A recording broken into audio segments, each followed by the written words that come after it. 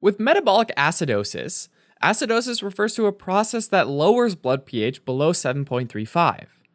And metabolic refers to the fact that it's a problem caused by a decrease in the bicarbonate concentration in the blood. Normally, blood pH depends on the balance or ratio between the concentration of bases, mainly bicarbonate or HCO3-, which increase the pH, and acids, which decrease the pH. The blood pH needs to be constantly between 7.35 and 7.45.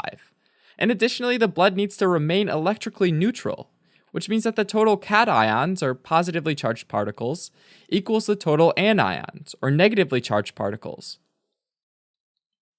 Now, not all of the ions are easy or convenient to measure, so typically only 3 get measured. The dominant cation, sodium, or Na+, which is typically around 137 milliequivalents per liter, and the 2 dominant anions, chloride or Cl-, which is about 104 milliequivalents per liter, and bicarbonate, which is around 24 milliequivalents per liter. The rest are unmeasured. So just counting up these 3 ions, there's usually a difference or gap between the sodium concentration and the sum of the bicarbonate and chloride concentrations in the plasma, which is 137 minus 128, which comes from adding chloride and bicarbonate. And so you end up with 9 milliequivalents per liter. This is known as the anion gap, and normally it ranges between 3 and 11 milliequivalents per liter. The anion gap largely represents unmeasured anions, like organic acids and negatively charged plasma proteins, like albumin. So basically, metabolic acidosis arises either from a buildup of acid in our blood, which could be because it's produced or ingested in increased amounts, or because the body can't get rid of it, or from excessive bicarbonate loss from the kidneys or gastrointestinal tract. The main problem with all of this is that they lead to a primary decrease in the concentration of bicarbonate in the blood. Now, this can be broken down into 2 categories, based on whether the anion gap is high or normal.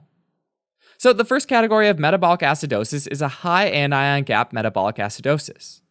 In this case, the bicarbonate ion concentration decreases by the binding of bicarbonate ions and protons, which results in the formation of carbonic acid, which subsequently breaks down into carbon dioxide and water.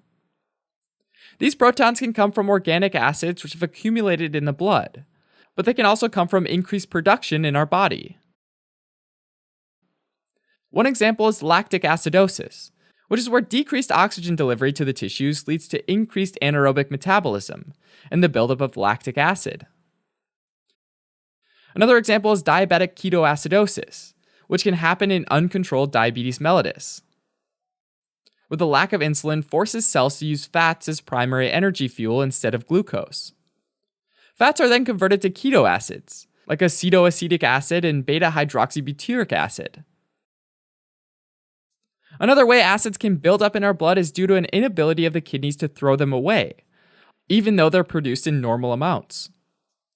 This can happen in cases of chronic renal failure, in which organic acids like uric acid or sulfur-containing amino acids can accumulate because they aren't excreted normally. In other cases, organic acids don't come from inside our bodies at all, but instead they're accidentally ingested. These include oxalic acid, which can build up after an accidental ingestion of ethylene glycol, which is a common antifreeze, as well as formic acid, which is a metabolite of methanol, which is a highly toxic alcohol, or hippuric acid, which comes from toluene, which is found in paint and glue. All of these organic acids have protons, and at a physiologic pH, they dissociate into protons and the corresponding organic acid anions. The released protons attach to bicarbonate ions floating around, which decreases its plasma concentration and shifts the pH towards the acidic range. The key here is that the plasma maintains its electroneutrality, because for each new negatively charged organic acid anion, there's one less bicarbonate ion. And because the organic acid anions are not part of the anion gap equation, the anion gap will be high. In contrast, in other cases of metabolic acidosis, the decrease in bicarbonate ions is offset by the buildup of chloride ions, which are part of the anion gap equation, so the anion gap remains normal. The most common cause is severe diarrhea, where bicarbonate-rich intestinal and pancreatic secretions rush through the gastrointestinal tract before they can be reabsorbed. Another cause is type 2 renal tubular acidosis, which is the most common type of renal tubular acidosis, and develops because the proximal convoluted tubule, which is a part of the nephron, is unable to reabsorb bicarbonate. Other types of renal tubular acidosis also result in a normal anion gap metabolic acidosis, but the underlying mechanism is an inability to excrete protons in the urine. The excessive loss of bicarbonate results in a low plasma bicarbonate concentration, which ends up lowering the pH. In response, the kidneys start reabsorbing more chloride ions. So for each bicarbonate ion that's lost, there's a new chloride ion. This is why normal anion gap metabolic acidosis is sometimes called a hyperchloremic metabolic acidosis. Now, if there's a decrease in the bicarbonate concentration in the blood, which threatens to decrease the blood pH, the body has a number of important mechanisms to help keep the pH in balance.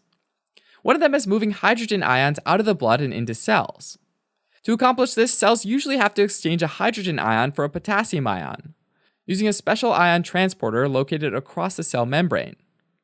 So, in order to help compensate for an acidosis, hydrogen ions enter cells and potassium ions leave the cells and enter the blood.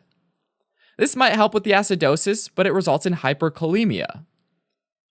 In cases, though, when there's a metabolic acidosis from excess organic acids, like lactic acids and keto acids, protons can enter cells with the organic anion, rather than having to be exchanged for potassium ions. Another important regulatory mechanism involves the respiratory system, and starts with chemoreceptors that are located in the walls of the carotid arteries, and in the wall of the aortic arch. These chemoreceptors start to fire when the pH falls, and that notifies the respiratory centers in the brainstem that they need to increase the respiratory rate and depth of breathing. As the respiratory rate and depth of each breath increases, the minute ventilation increases, which is the volume of air that moves in and out of the lungs in a minute. The increased ventilation helps more carbon dioxide move out of the body, which reduces the partial pressure of carbon dioxide in the body, which increases the pH. An additional mechanism is that if metabolic acidosis isn't caused by some renal problem, then several days later the kidneys usually correct the imbalance.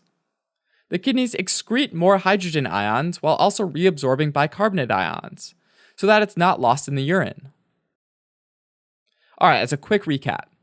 Metabolic acidosis is usually caused by a decreased bicarbonate concentration in the blood.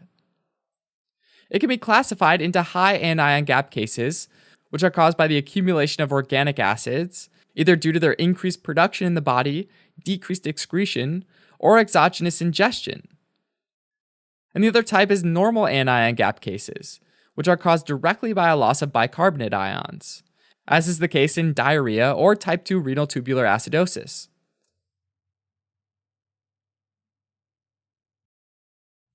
Helping current and future clinicians focus, learn, retain, and thrive.